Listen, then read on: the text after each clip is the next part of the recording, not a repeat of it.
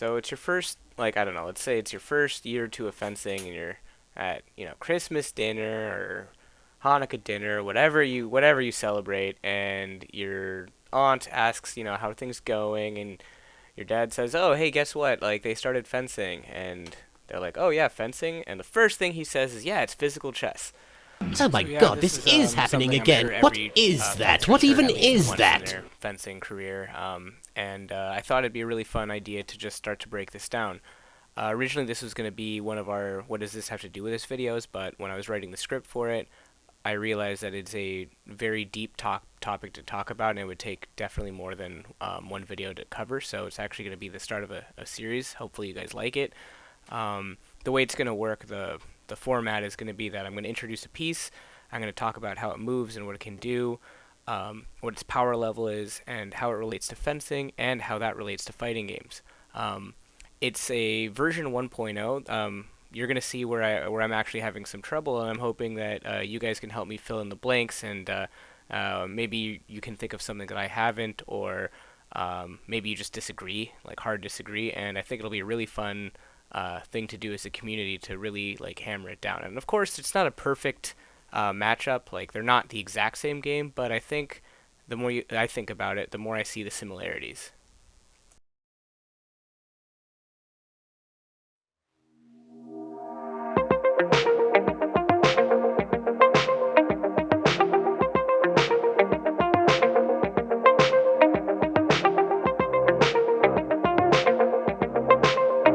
This piece here, the rook, let's talk about it and how it moves. So if you don't know anything about chess, as you see when I click on it, it can attack anything in a straight line. So it can go vertically or horizontally, however many spaces it wants to. So it can move here, or it can move here, and it can move over here, and so on. Okay, very simple.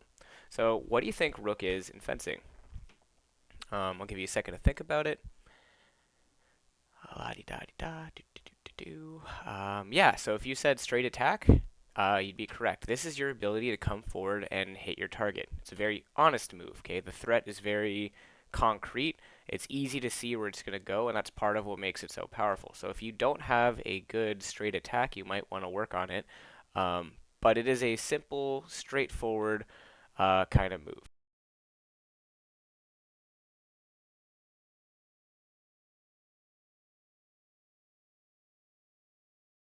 There are two versions of the rook, or you have two rooks. So I would say one is kind of more of a defensive rook. Like if in fencing, I would say one is maybe counterattack, and the other is straight attack. And if you look at really high level fencing, you will see a lot of people who can come forward and just hit, and you'll also see a lot of counterattacks. Okay, they're two of the most scoring hits that you see in high level fencing, or at least in foil, which is the one that I do.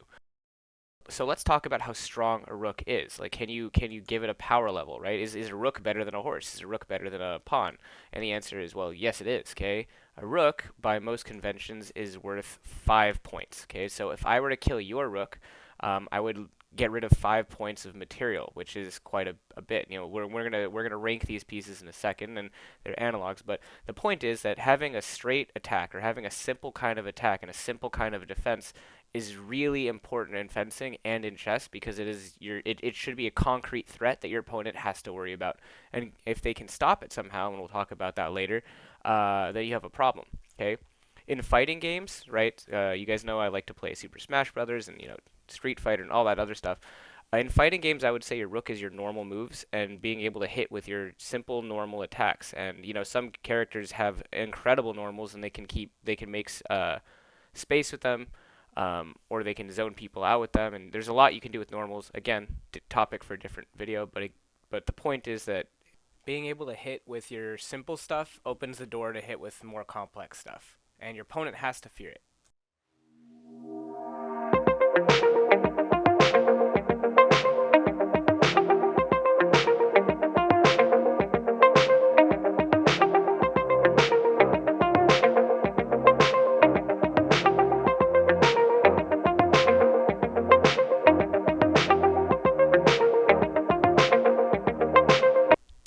So, alright, guys, now it's come time to talk about the bishops. And notice I said bishops, not just castles or rooks.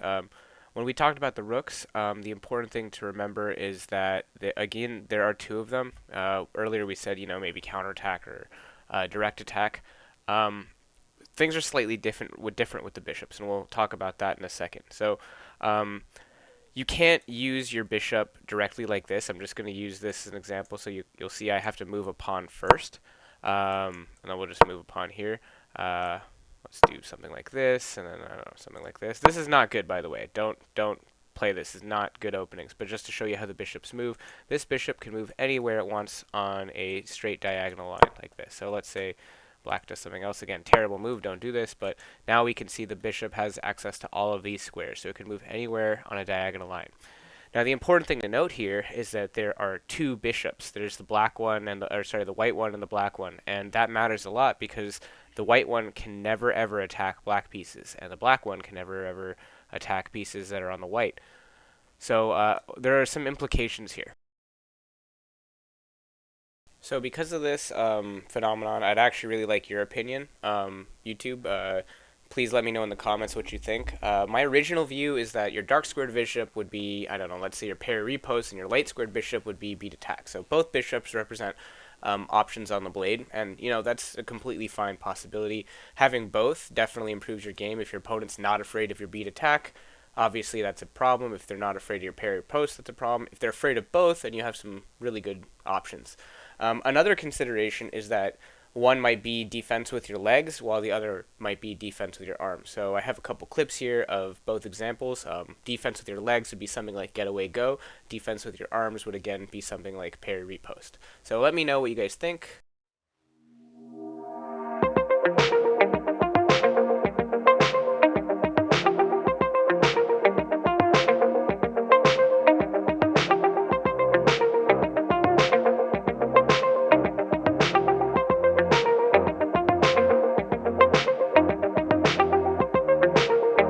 Continuing along with this analogy, in fighting games, I would say that bishops would probably be your defensive tools. So in Super Smash Brothers, we're talking about, of course, you have your shield and your dodges or air dodges.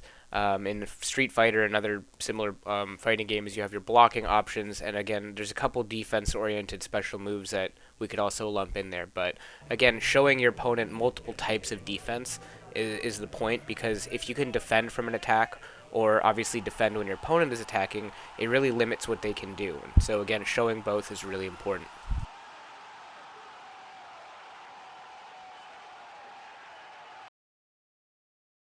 Quickly, let's just talk about the bishop's power level, and this is kind of interesting. Bishops are worth between 3 or 4 points of material in most situations, and this depends a lot on position, meaning where they are on the board and what are they doing. What you're about to see here is probably worth about 3 points because it's behind both of its pawns. The black bishop is behind those pawns. In this example, both bishops are active, so I would say both of these bishops are worth 4 each, so they're much stronger together and they're controlling a lot of squares. In this example, you have a bishop that is supported by a pawn. It's deep in the enemy position. This is another example of a strong bishop.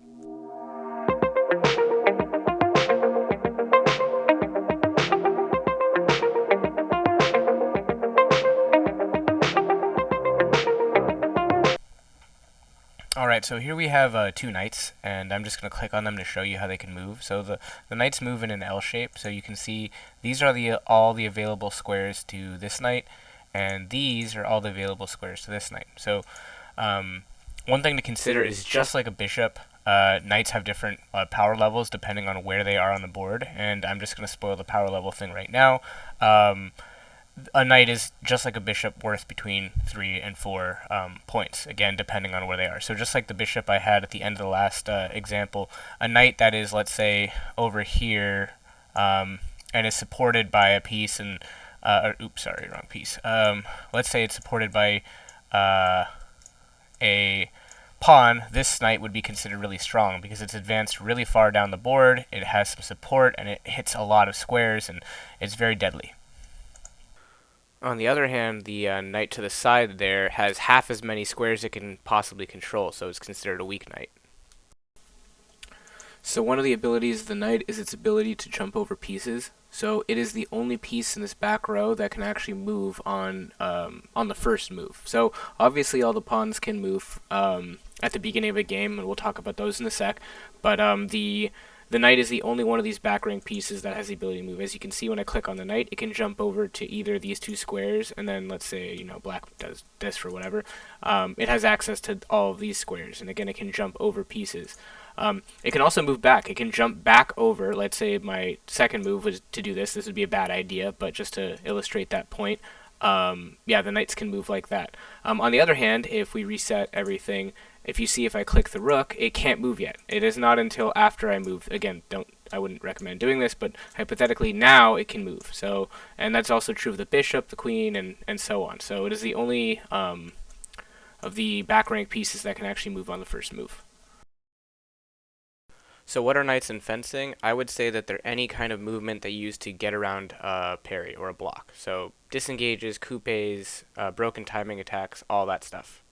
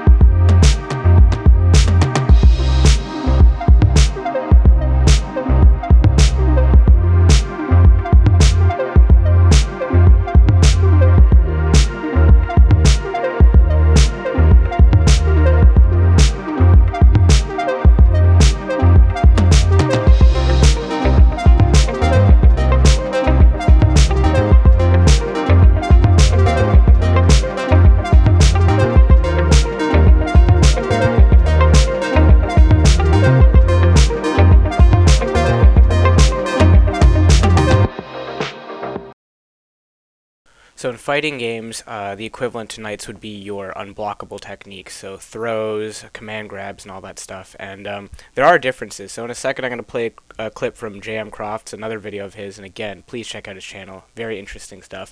And not all grabs or command throws are the same. You know, there are advantages and disadvantages. Like your normal throw in Street Fighter will do less damage, but it has a much faster recovery if you whiff it, so there's stuff you can do with that.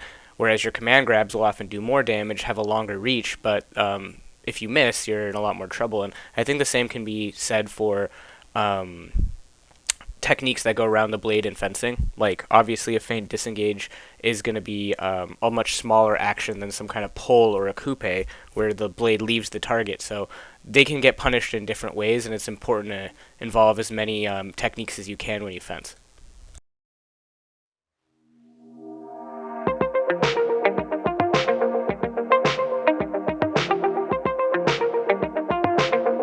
Alright guys, so I've already set up the board a little bit. Again, I wouldn't play any of this, but it's just to show you how the queen moves. So the queen can move any amount of squares it wants omnidirectionally. So it's targeting this right now, and it can go anywhere over here. So if I move it again, let's say it over here, and my opponent is, I don't know, whatever, this would be its new options. Alright, so perhaps unsurprisingly, the queen is the strongest piece in chess. I think this is pretty common knowledge.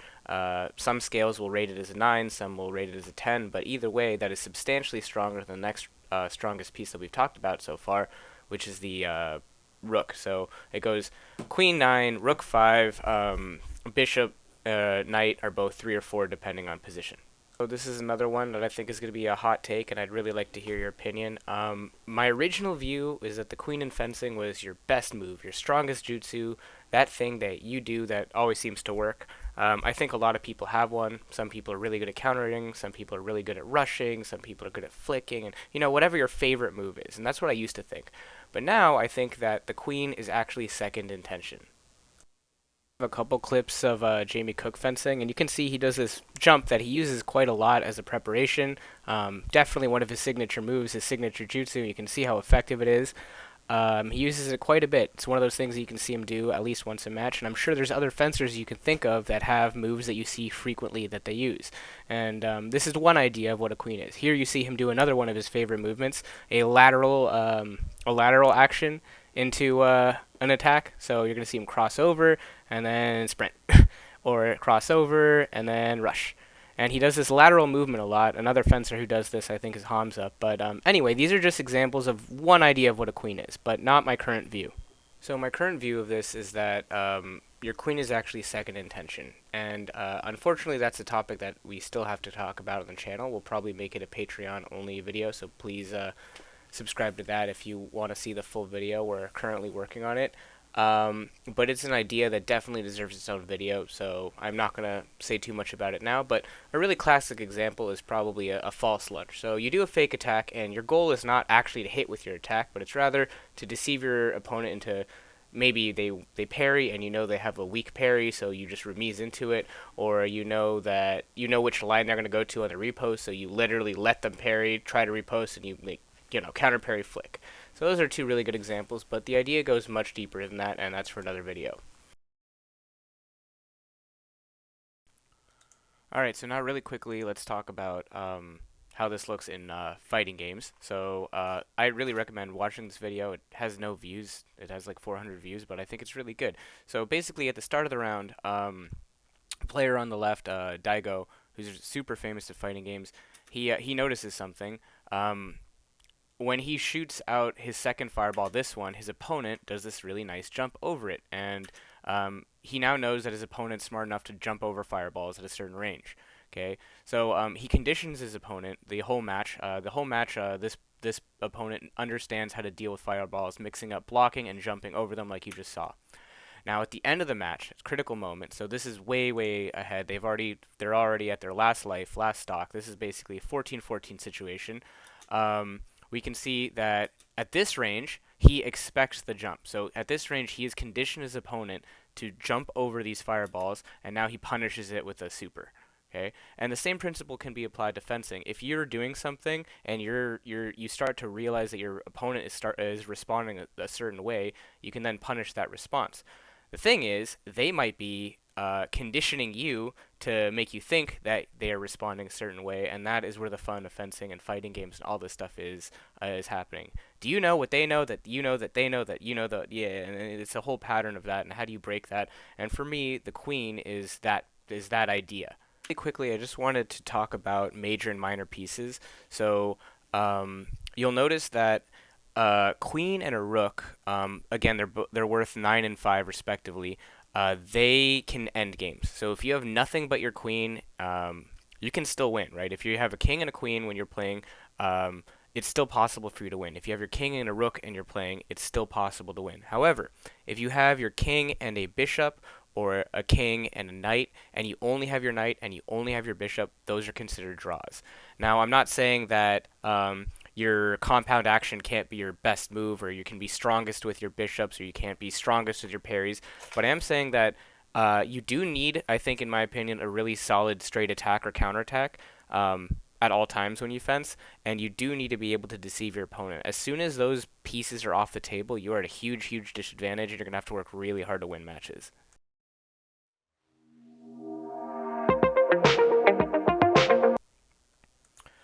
Alright, so now let's talk about my personal favorite piece, the unsung hero of chess. I love pawns. So there's a reason I save them for almost last. So pawns, if you don't know, at the beginning of the game, they can move 2 squares like this. So if I click on any of these pieces, any of these pawns, you can see how they move. They can only move completely straight. I don't know why it keeps doing that, but whatever. So let's just move this piece here. So it can jump 2 pieces. Any subsequent turns, let's say my opponent does this, it can only move 1. Now the thing to understand here is pawns attack diagonally. So this pawn I can choose to move it forward again, or I can choose to attack my opponent's pawn diagonally like this. If there's something in the way, so let's say I did move it forward and my opponent was dumb, let's say they didn't attack it for whatever reason, maybe they did this, it's under attack for the bishop, and now this pawn cannot move. So let's just redo that. This pawn is stuck. I can't move it until I clear this out. And yeah, a special feature of pawns is that if they were to make it all the way across the board, um, with no interruptions, let's say my pawn were to make it to the back rank, I can upgrade it to any piece I want. The pawn's power level is, I think, where things get interesting. Perhaps unsurprisingly, due to how restricted their movement is and their attacking is, they're worth 1 point, and I think that's why people, tend to not really think about them that much, or at least beginners. And the way I like to think of them is, yes, they're worth a point, but if you really think about it, there's 8 of them, and like 8 is worth more than anything else aside from maybe a queen. So I think they're actually an extremely underused piece, and I like to think of them as a single unit, and you want to use them effectively together. When you get weak pawn positions like islands and separated pawns or doubled up pawns, your whole position suffers. So, what is pawn in fencing? Well, I think pawn is movement. Pawn is your footwork, and it's again a very high level fencers understand the value of good footwork. I think lower level ones tend, like beginners, tend to just kind of goof around during footwork. But if you take your footwork really seriously, it is what allows you to reactivate pieces. So earlier we said, okay, what if you lose your queen? What if you lose your knight? If you make your pawn to the other end of the board, that's the same as using your footwork to reactivate a piece that was previously not working. Like if your feint disengage isn't working or your compound isn't working, try a different footwork or try using your footwork to find a way to make it work.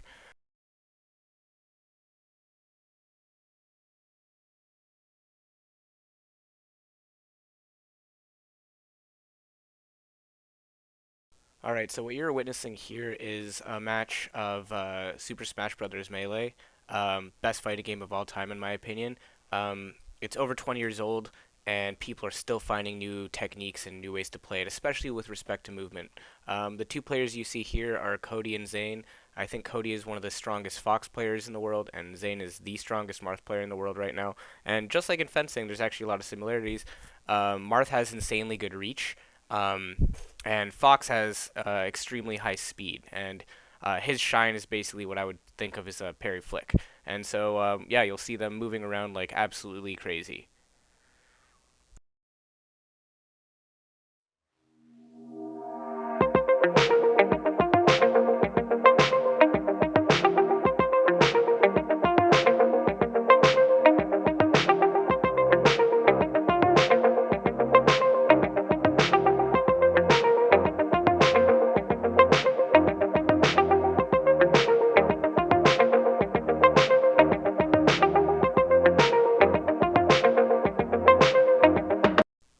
All right, so let's talk about the king, the last piece. Now, again, you can't really do this in a match. I'm just going to do this just so we can see how it moves. Uh, you normally have to move something out of the way again, but if I click on the king, you can see it moves kind of like the queen. It can move to any of these spots, however, unlike the queen, so this is the queen's movement. The queen can move in any direction. The king can only move in one square at a time. So if you just go by capability, you might think, okay, well, one square at a time, the king is stronger than a pawn, but how does it stack up against the other pieces? And the truth is, you can't actually measure it. It's undefined because if you lose your king, if the king gets captured, or if your king gets checkmated, that's actually the end of the game. So here's where things get kind of interesting in terms of fencing. The king is you. The king is your target. If your target gets hit, especially in something like epee, that's it. Game over. If you hit their target, game over. But not really, because you don't play to one touch, right? You usually play at least 5 if you're doing pools, and at least 15. And I think this is also true of chess. Like if you look at the World Chess Championship, they're not playing one game of chess and that's it. I think they play best out of 14, and there's other special rules and stuff. I mean, again, I'm not an expert, but if you look at those numbers, that's pretty similar. Like that's quite a lot of action that's actually happening. So again, you might want to think about, is a chess match the equivalent to a full bout, or is a checkmate one touch? What I wanted to talk about really quick is end games and when you actually want to use the king. So end games are when everything is traded off the board, and this is when the king actually becomes useful, and you actually want to involve it. Earlier in the game, you're going to want to develop your other pieces, and you're going to want to keep your king safe. Maybe move it when you castle or when it's under attack. But in the later parts of the game, you want to involve it.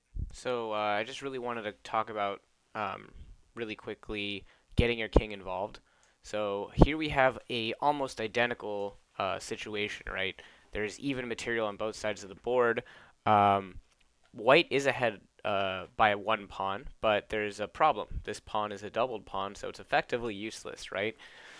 So what you want to do in this kind of situation is obviously you want to put the rooks in play as quickly as possible. But the other thing you want to do, because everything is kind of even and there's not a lot of room to wiggle, you got to get your king involved. So again, this is like in fencing when you get these really beautiful cheesy touches where you get infighting and the fencers are extremely close because each has managed to dodge a parry or counter parry, and now they're forced into an infighting situation. So you see some ridiculous angles, and just like in chess, it's this is where like high level plays is you must be extremely precise because if you make one little mistake, um, the opponent might be able to march whatever free pawn they have down the end of the board, and that is it. They get their queen back, and game over, right? So pawn endgames are extremely important. There's something infighting is something you do see a lot at high level play, and I mean obviously you can see it as early as touch number one, but I think more often than not you see it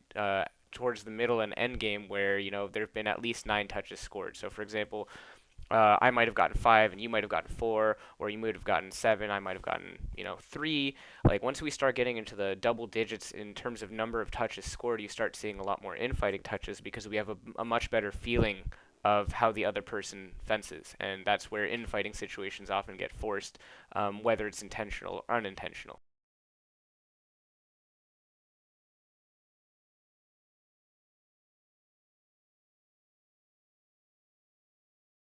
It just about does it for this video. It was a lot of fun to make. I'm very passionate about both chess and fencing, and I'd really like to continue this series if you guys liked it. Um, if you have any disagreements, I'd really like to hear your thoughts. This is a conversation. This is a version one of this, and I'm sure that I'll be making amendments to it in the future based on what the community says. I'd just like to take a chance to thank you guys all so much for the support of the channel. We've hit 5,000 subs recently, and we have a couple celebratory videos in mind that we've been waiting to publish for a really long time, so look forward to those, probably in January. We've been cooking up some good stuff, some interesting stuff, and we can't wait to share it with you. Um, we hope you enjoy your holiday season, have some very happy holidays, and we'll catch you next time.